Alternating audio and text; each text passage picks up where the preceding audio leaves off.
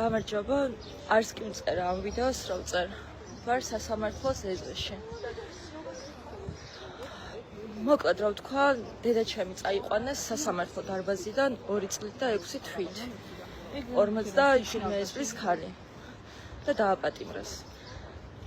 და ეს ყველაფერი უკავშირდება ჩემს წინააღმდეგ აღძრულ სისხლის სამართლის საქმეს, რომელიც იმიტომ აღიძრა, რომ ჩემი Facebook პოსტი არ მოუვიდა თვალში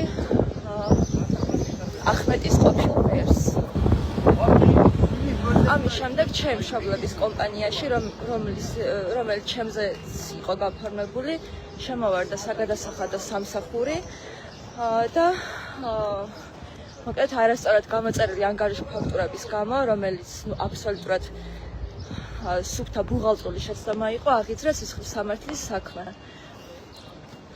ძალიან ბევრი წელი მიდიოდა ეს სისხლის სამართლის საქმე.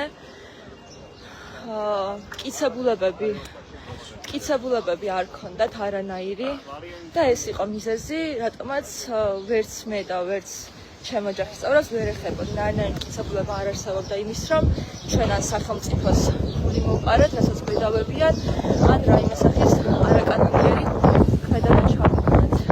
მხოლოდ მტკიცებულებებით ფიქსირდება ის, რომ სწორად არის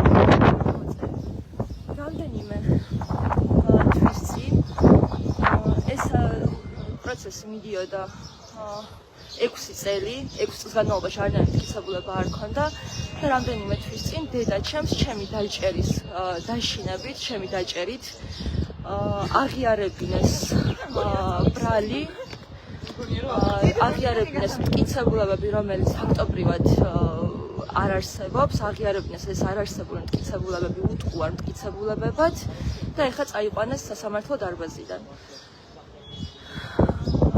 2 წელი და 6 თვით.